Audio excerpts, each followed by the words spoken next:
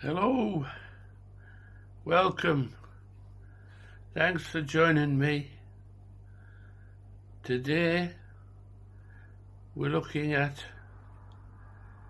memories of my parents and grandparents. It's Remembrance Sunday, so it's only fitting I should look back.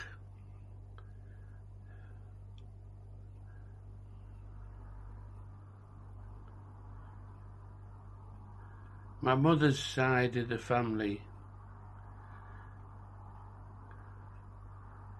My mother, Dorothy Jones, or Dot, as she was known in Northamptonshire.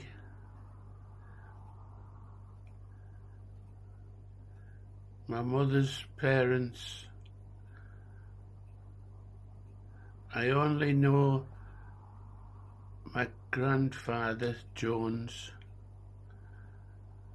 living at 28 Bargate Street. When I was born and lived at 24 Bargate Street. My mother had quite a few siblings dotted around Northamptonshire, Brambles Farm. Anyway, getting back to Grandad Jones. As a young child growing up, I would be in and out of my granddad's. Fond memories include learning to play cards like Patience on his dining table in the front room. He was showing me a large lead medal with a coin in it. I'm afraid I don't know where it's gone. It does have some significance, and I'm sure it was to do with his loss during the war.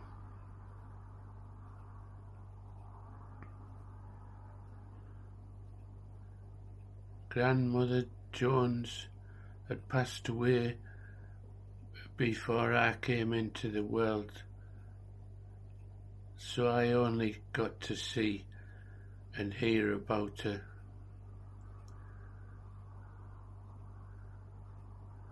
She was a large figure in Bargate Street. I've seen photos of her when she would go away with the Magnum Bonum trips. Everybody would go on a bus. Places like Bamburgh Castle. She was a big supporter of Magnum Bonum, which I'm afraid I don't understand much about.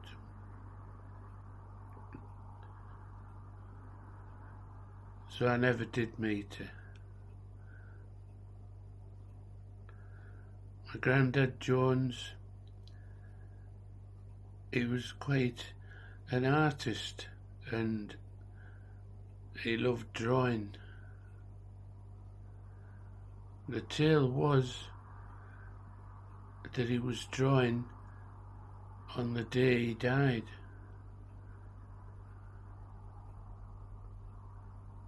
That would have been a nice drawing to hang on to. Apparently it was a schooner, a ship. Now, my granddad Jones had links to the coast and Redcar.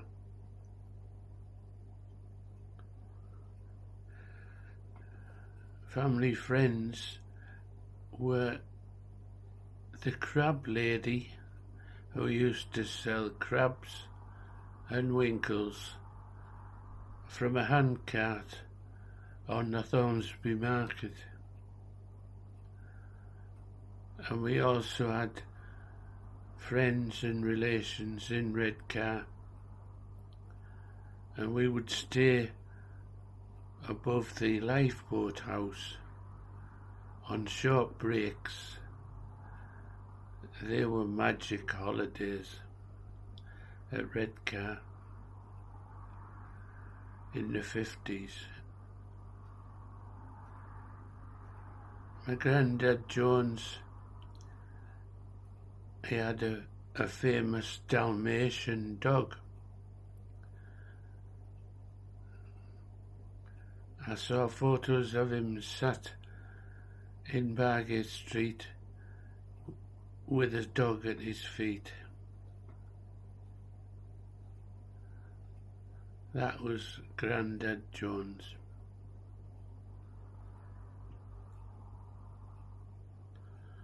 Nana and Grandad Pollard, my dad's parents.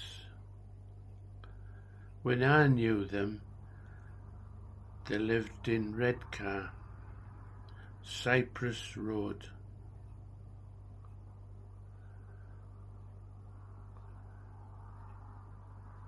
Bert Pollard, or Pop as he was known at work, was a mechanical fitter at Smith Docks. I never knew this until I actually worked at Smith Docks in the 60s. So I missed the opportunity to talk to him about the work and his interests.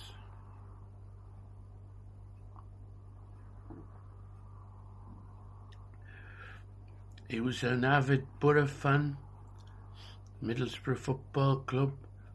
He would travel from Redcar to Middlesbrough every home game,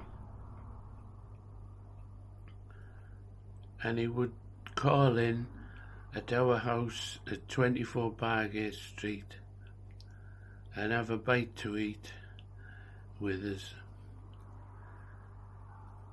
He usually managed to upset my parents, especially my mum, mentioning that we, the children, my brother Barry and I, needed a haircut. That was his gambit.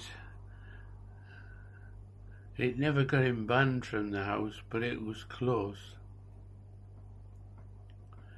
Other memories of Bert Pollard, as his name was, Herbert Pollard, I believe.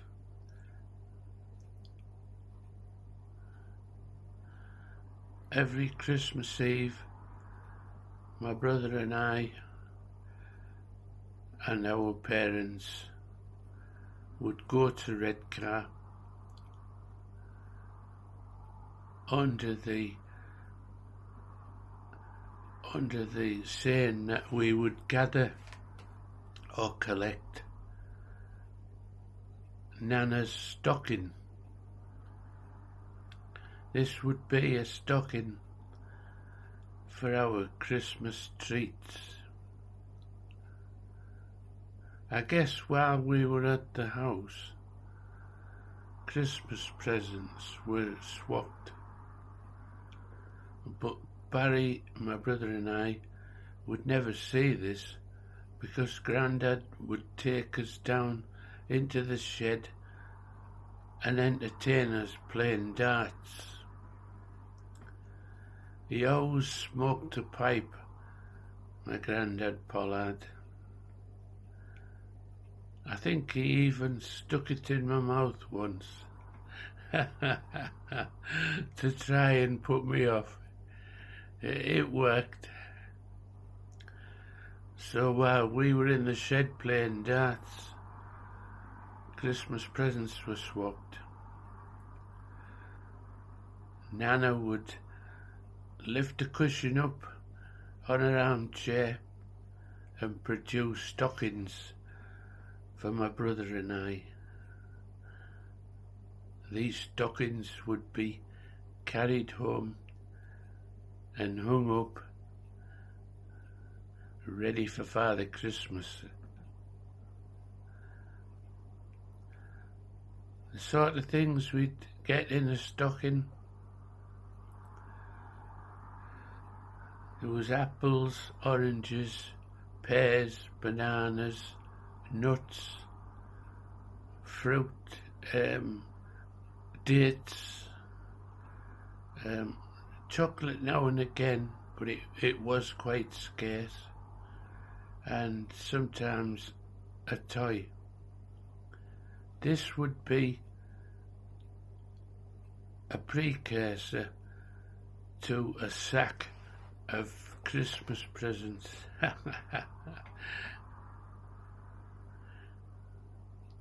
Happy days.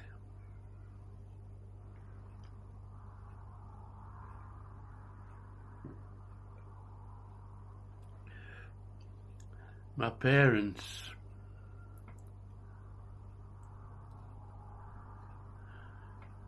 Dot, known as Dorothy to close relatives, and Dot to friends in the street.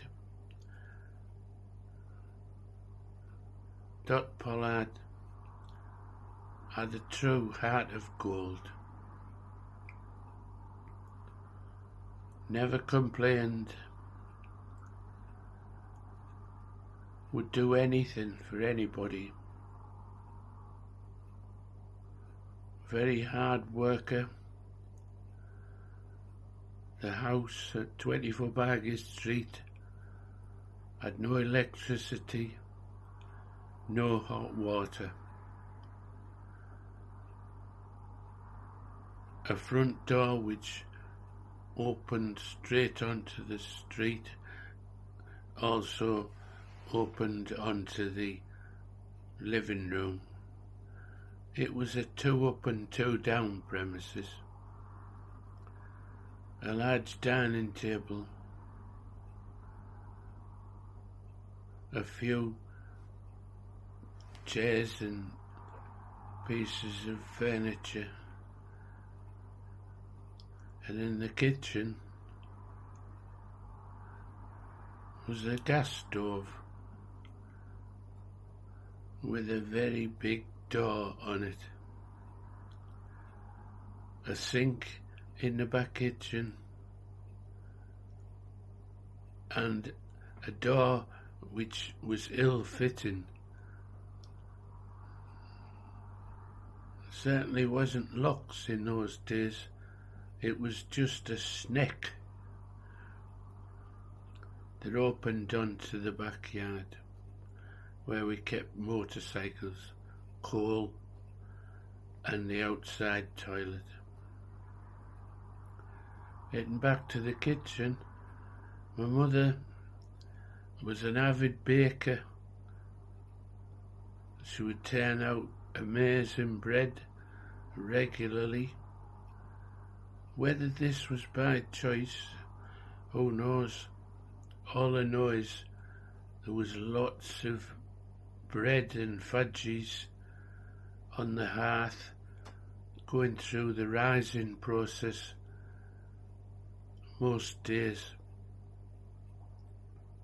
Now, when my mother was cooking in the back kitchen, if you opened the back door, anything in the cooker got a blast of cold air and flattened it, so you were on your mettle and never opened the back door, without a lot of thought.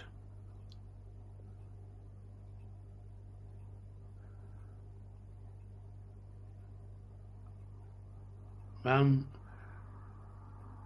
certainly had illnesses in a later part of life,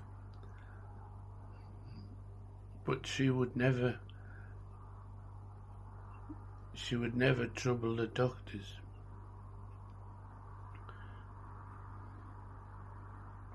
We had a family doctors, Dr. Orton and Dr. Cullen, and she'd had cross words with Dr. Orton when my grandmother Jones was in the local hospital. So there was a bad taste.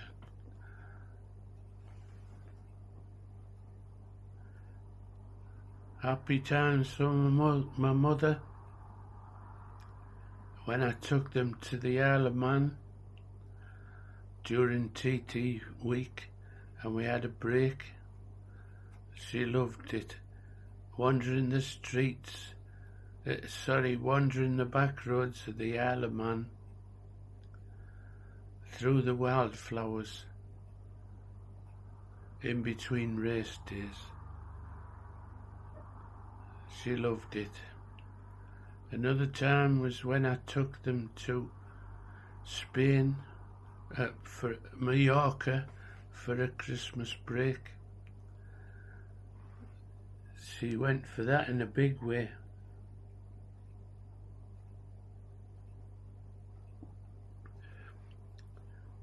She loved being in the thick of it with all mine and my brother's friends when they came round. If she took to them in a big way, fed them, and usually sent them away with something that she had that she treasured. This was amazing. When I said she had a heart of gold, she really did.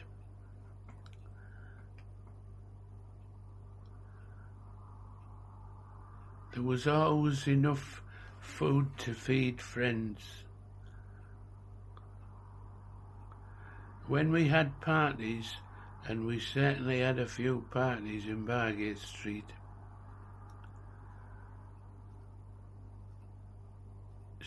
she would tell us to roll back the carpet and sprinkle the lino with talcum powder. Then the music would be blaring, and people that came, and lots came, would dance the night away under the gaslight.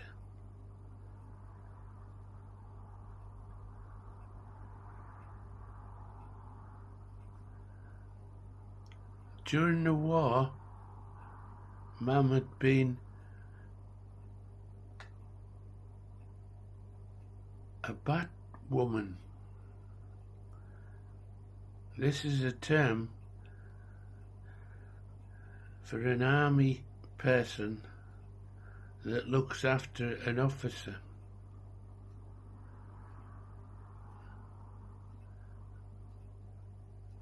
One night, when a car full of us had gone for a drive around and a drink, which you could do in those days,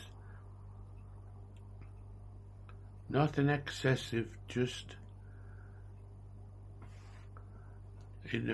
enough to loosen the memories.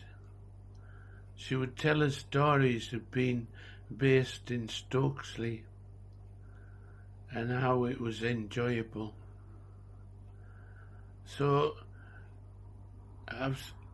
it was a part of her life that she enjoyed. I've seen photos of her, and it was the striking photos.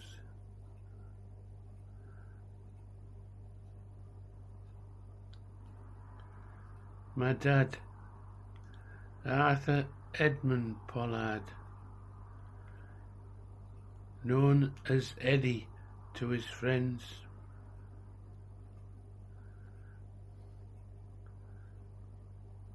Having a sibling 3 years older than me meant that my dad would spend loads of time with Barry, telling him things, discussing things. I never got a look in, really. I watched it from a distance. Things like history never concerned me.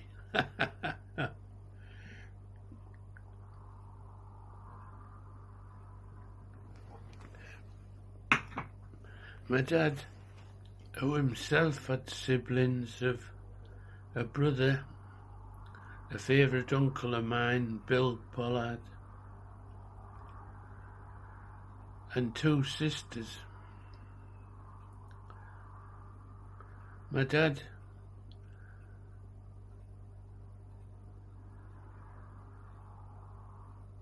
had travelled all around the northeast with his family of parents, that is, and siblings.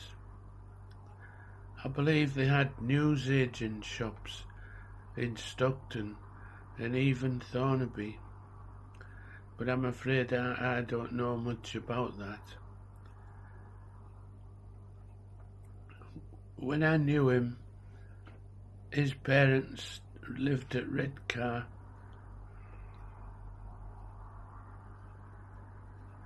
Early memories of my dad's life: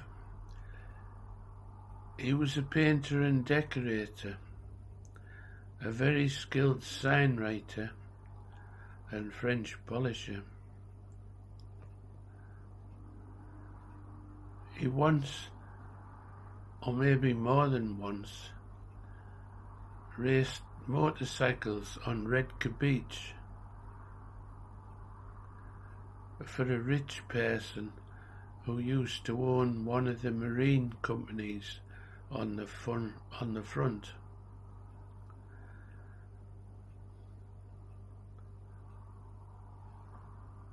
We had lots of motorcycles and sidecars and 3-wheel cars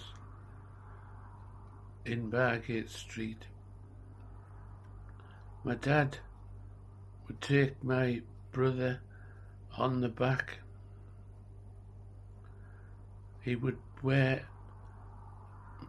dad would wear an ankle-length duckskin coat and rather large gauntlets when he was riding motorcycles. I guess this was leftovers from the war.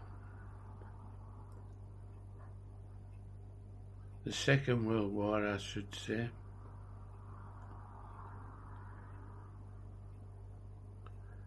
He took the time to teach my brother to ride a motorcycle and then told my brother to teach me. That was never going to work, was it? I ended up teaching myself. If you fell off a few times, eventually you got the hang of it. Motorcycles. We once went out in a convoy when we were all old enough, and my dad, riding behind me, saw that I was riding the bike crookedly. When we got home at the end of the ride, he examined my bike and pronounced it scrap. There was a big crack in the frame. This was devastating for me. I'd just started motorcycling and it was over. Absolutely devastating. What was I going to do? My mother finally solved it. Why not build a special put the tuned engine into another frame we had.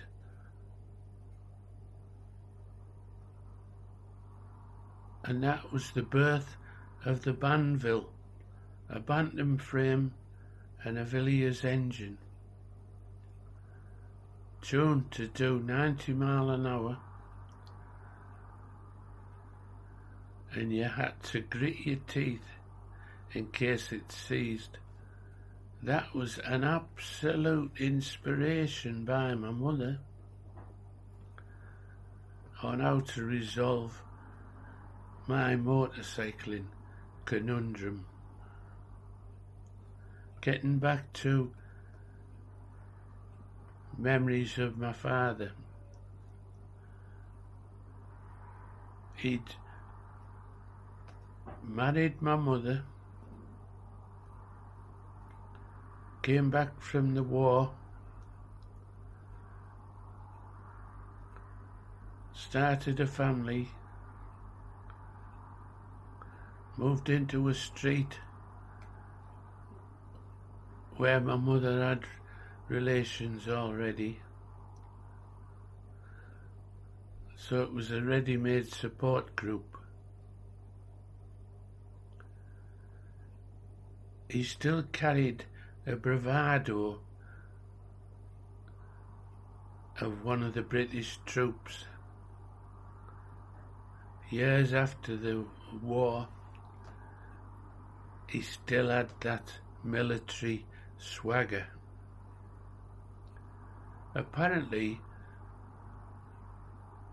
when he came home on leave one time from the war, he had an Australian type bush hat with the side flattened.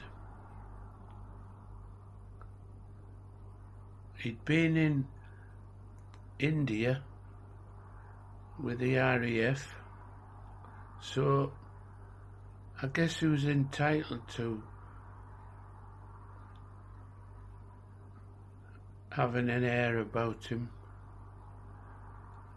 He was a very proud man, straight as a die, carrying no weight on him, brill creamed hair, which he would pass on to my brother and I. We had brill cream barnets. As an aside, a little story, he once came home on leave with a moustache, yeah? Now, my granddad had a moustache and white hair. But I digress. He came home with his moustache, and my mother ended up sitting on his chest and picking it out with tweezers. So, no more moustache for Dad. I think he'd like mine. I know my granddad would.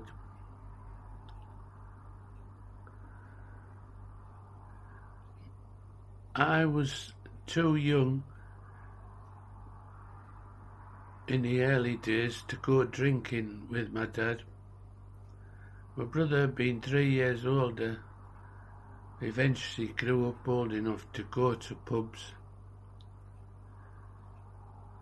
And my dad would take an acoustic guitar,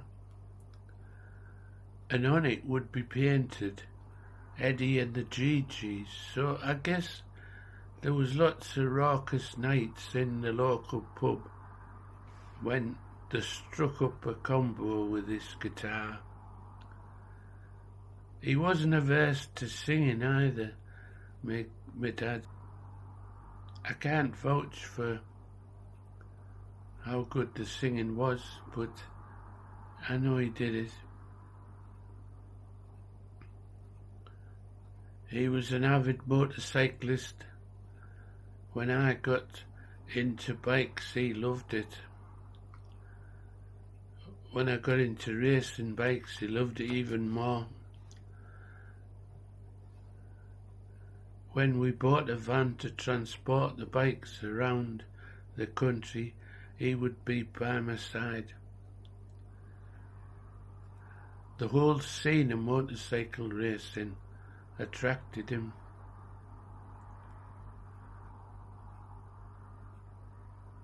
Happy days.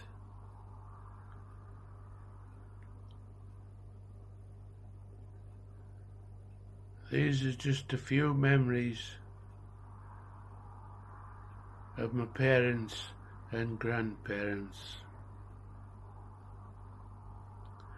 I hope you've enjoyed sharing them with me.